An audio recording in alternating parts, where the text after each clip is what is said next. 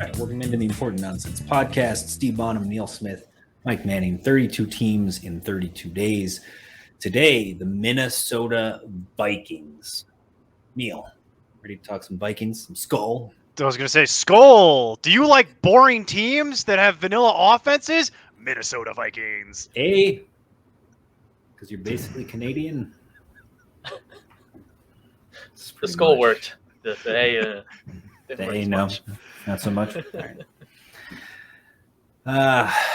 All right. I mean, this is just, I'm not excited about this show, guys. I'm not going to lie to you. It's not great.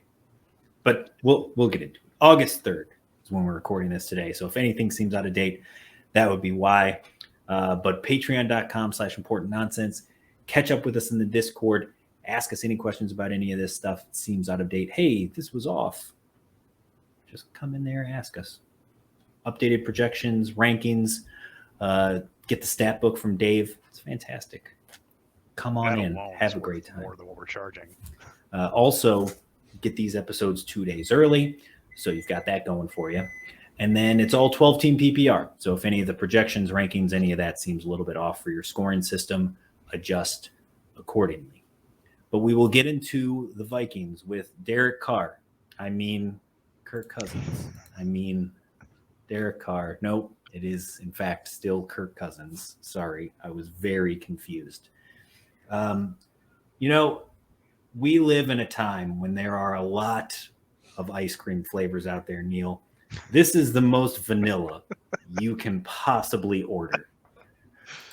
There are 31 flavors at Baskin-Robbins, and you go and get the vanilla in a bowl. Like, it's just in a cup. You don't even get a cone. There's no sprinkles.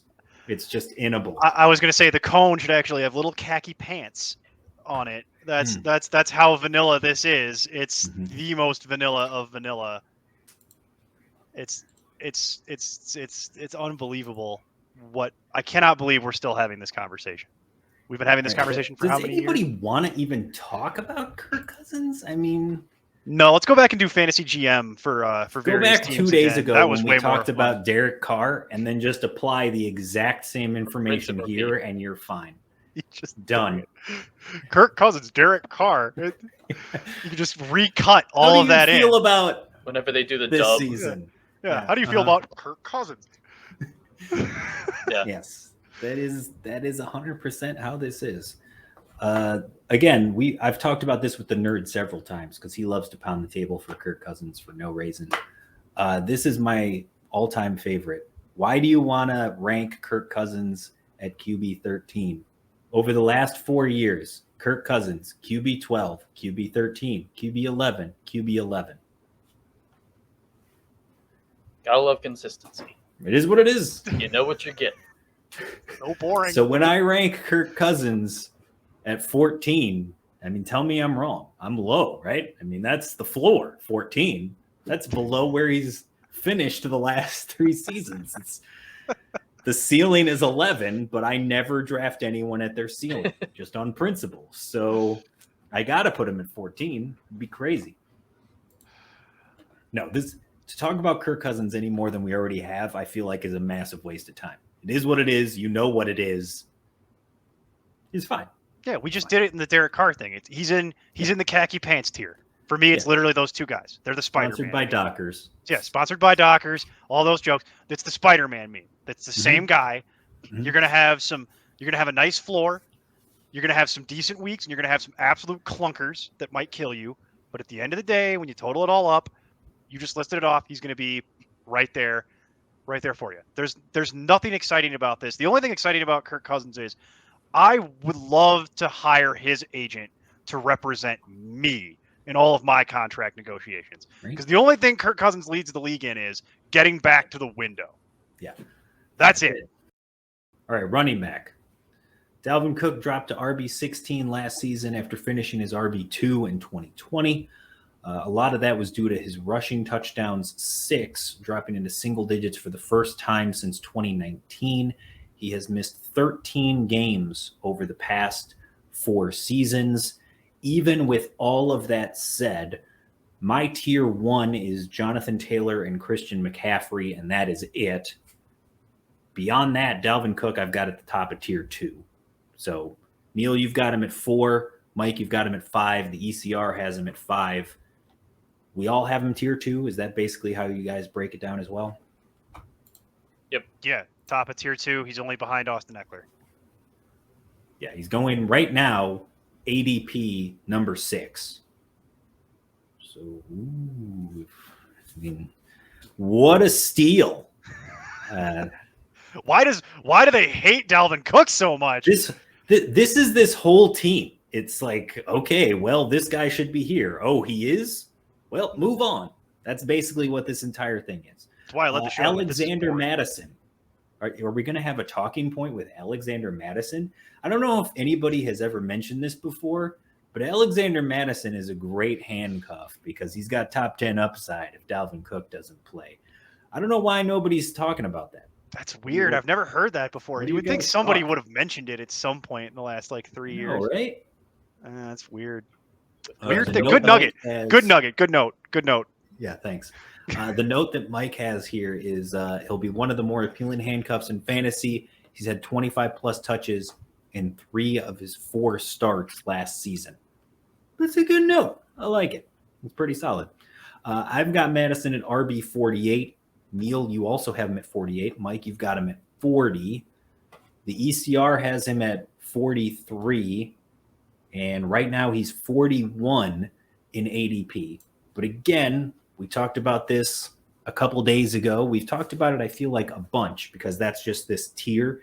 There's this whole chunk right now of round 11 where it's just all the handcuff running backs. And it's James Cook, Alexander Mattison, Ronald Jones, Darrell Henderson, Naheem Hines, J.D. McKissick, Raheem Mostert. Basically, all of those guys are going right in the exact same area. And whichever one floats your boat, that's the one you go for. And it seems like a lot of people want Alexander Mattison, and that's totally fine. Not going to argue. I mean, as we saw, Cook isn't exactly the cleanest bill of health in his career. Mhm. He's missed, I think, 13 games in the past 4 seasons. It's not like he's ever been an entire season, but you can always just pencil in a few games every year that you know Cook's going to likely miss. Yeah.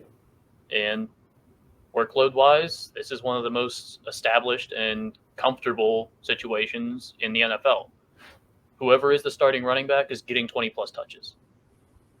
Guaranteed. They haven't changed anything in years. It's literally the same offense. I mean, they've changed a couple personnel pieces, but nothing about the scheme or anything moves. It's very reliable, this. And that's actually one of the appealing things about it is historically you get Dalvin Cook, who is a superior talent, and you get the built-in backup, who's also, if he played anywhere else, he would be held in a lot higher regard. So it's pretty open and shut. Yeah, the only other name to know, Kene Wangu, but that's in case of emergency break glass. So just a name to know for the waiver wire, possibly down the line at some point.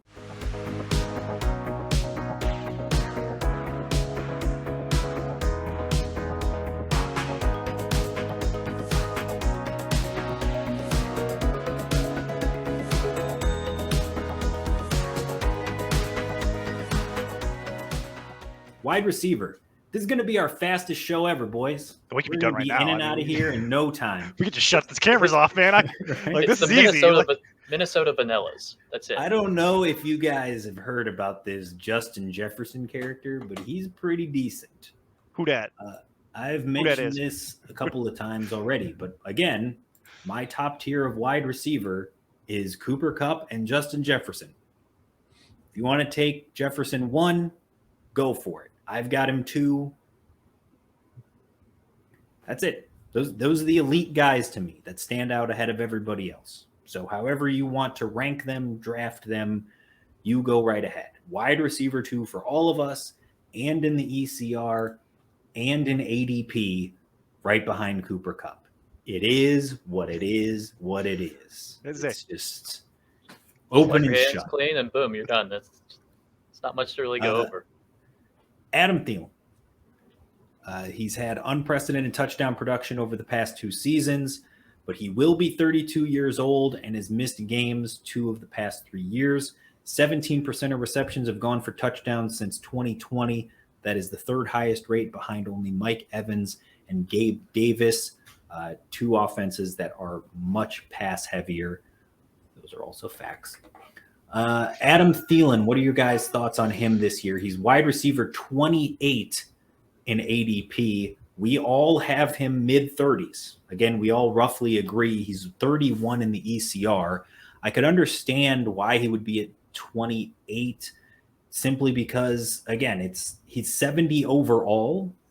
But when you really look at it, the difference between him and Michael Thomas, who's going at wide receiver 33, is about 6 picks. Mm-hmm. Right. So he's generally going right around where we have him ranked anyway, just slightly higher. I think it's slightly higher because it's the name. It's a name you know, and Yeah. he's had some decent success over the years. Yeah. The only reason I have him downgraded, and I say downgraded in like the biggest of quotes, you mentioned it. He's 32. Eventually, he's gonna start slowing down. That's inevitable. It's going to happen. So I don't know that he's going to formally lose a step this year. I don't know that it really matters. He's going at about the same relative price point, and I think you know what you're getting. So if you want to spend a couple like 6 spots, if you want to go up 6 spots to get Thielen because you feel security, he's your security blanket. We play with people that view Adam Thielen as their security blanket. Fine, go crazy. I have no real pushback for you. Yeah, this offense has the chance with Kevin O'Connell coming over from the Rams to be a more pass-heavy offense. Mm-hmm. It's been, with Mike Zimmer, just a old school, run the ball, manage the clock, play defense terribly. Manage the clock defense badly. Yeah. Play defense badly. but that's what we want to do. Well, so now we got Kevin O'Connell, so this team could pass more, which means more volume in the passing game, which means targets could be there for Thielen because Jefferson is going to have a lot of them. He's going to obviously be among the leaders, as we know. But, hey, it's still a good offense overall. So Thielen's still going to keep that touchdown upside.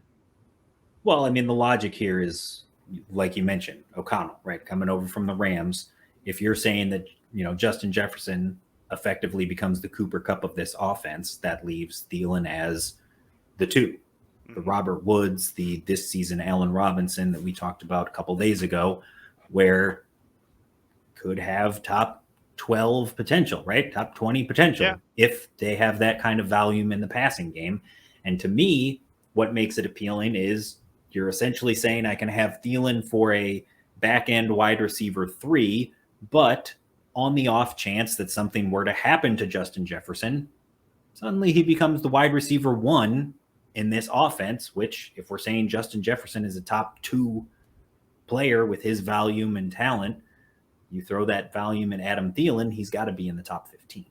So wide receiver 3 with upside, I'll take it. Mm-hmm.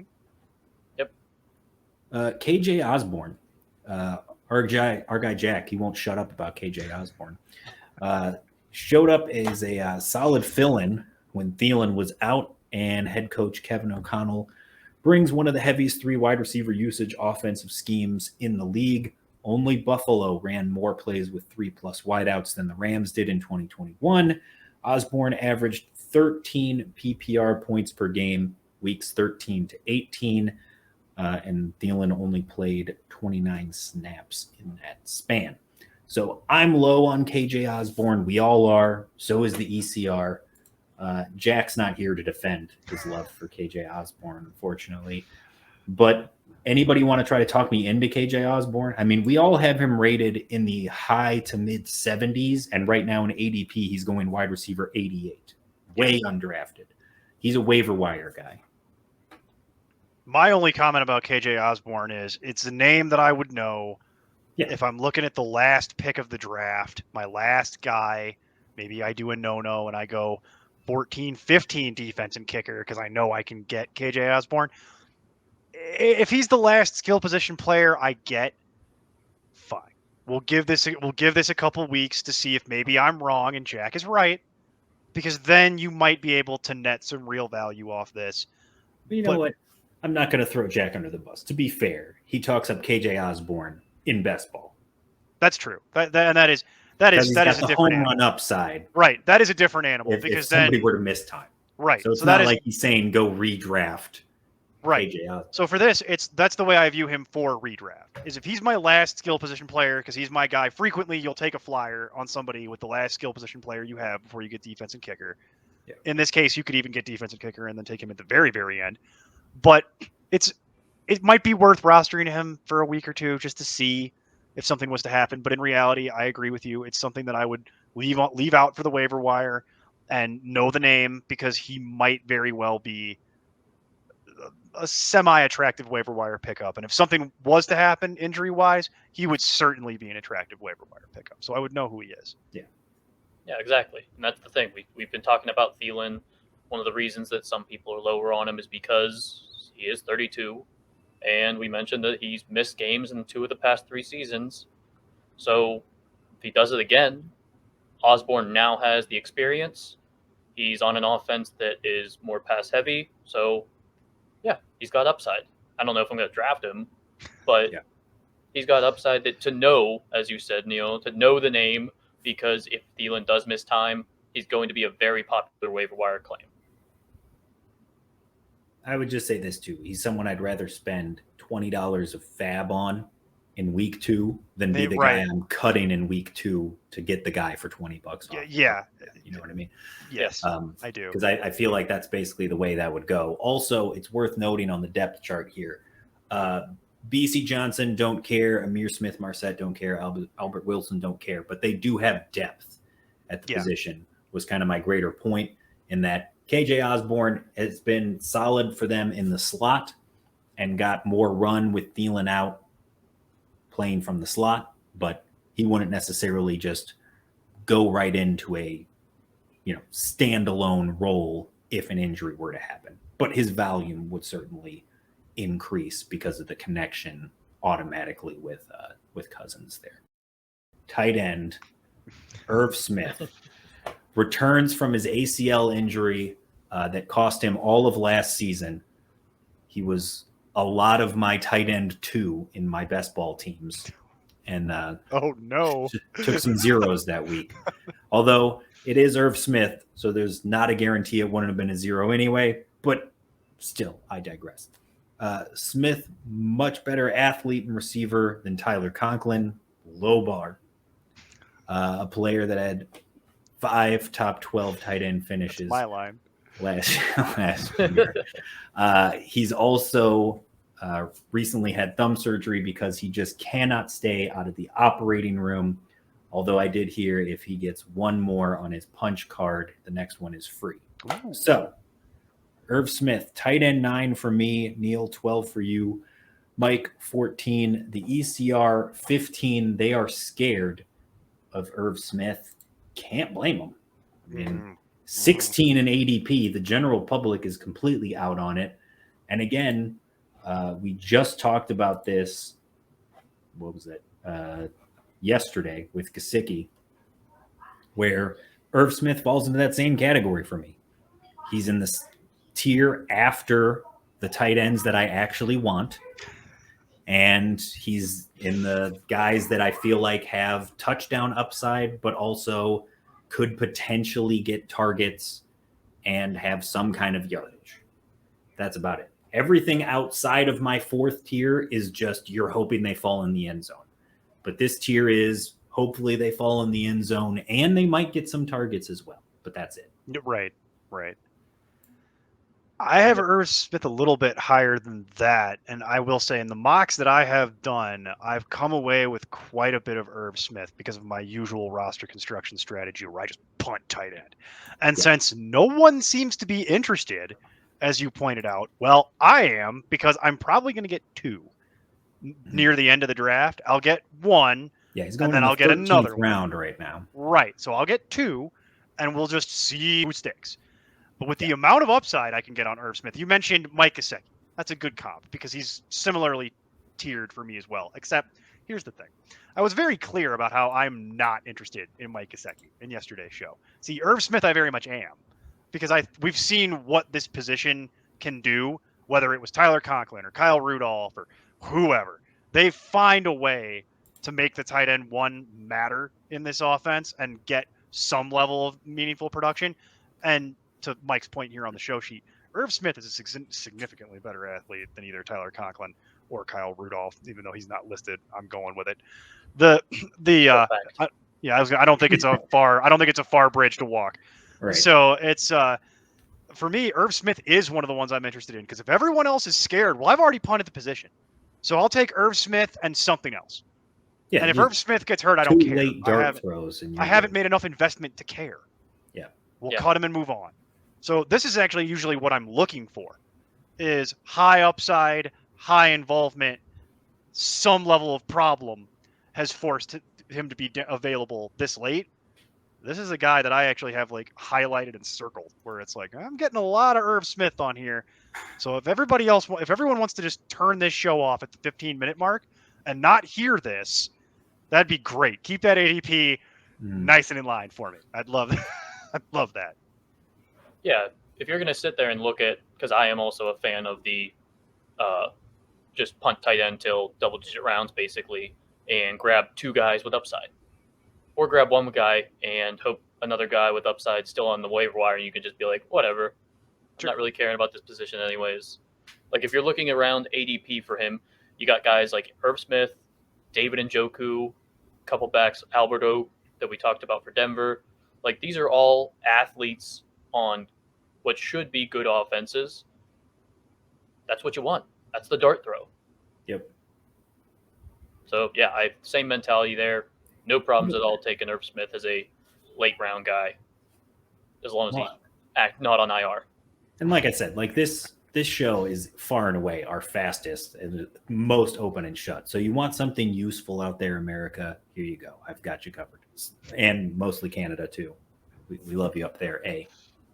Got that. I had to throw it in again. Just trying my luck at it. Basically, general roster construction, I'm looking at rounds 1 through 9 primary starters.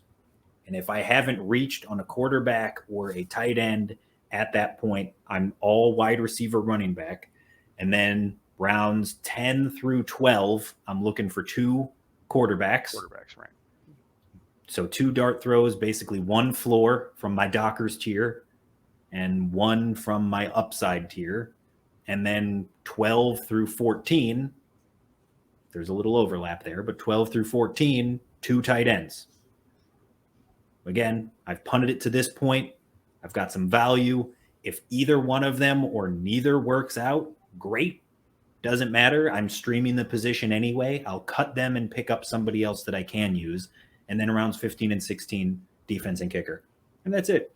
And you're done. That's what it is. It's starters and streamers. And you're streaming QB, tight end, defense, and kicker at the end. And you want to be set with your starting wide receivers and running backs at the top. That's it. There you go. You learned something in the Minnesota show. We did it, guys. Mission accomplished. One useful piece of information in 23 minutes. Great. I mean, you could take Greg Joseph, I guess, if you wanted to. Why do you hate yourself?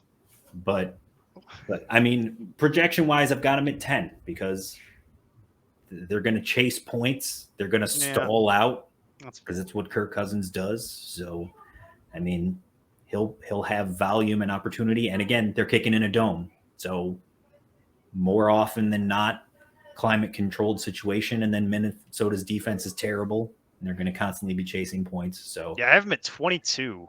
There's no value where I would want. That might be too high. 22 might be too high. I'm going to have to lower that down. The Vikings defense. So that's it. Open and shut episode. I mean, that's pretty quick, guys. Any closing thoughts on Minnesota? Boring. Pretty much. I got nothing else, really. I mean, that sounds a little different than Skull if you would yell at the stadium. I don't think they're going to do that or, bring that up for them.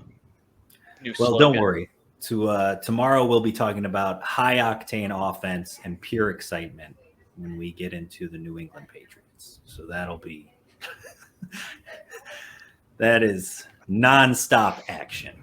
So can't wait for that. I got a little tickle. I think I might be sick tomorrow. Just keep up the nonsense. I'm Tim Kitzrow from NBA Jam and NFL Blitz, and you can find all the guys at ImportantNonsense.com. Kaboom!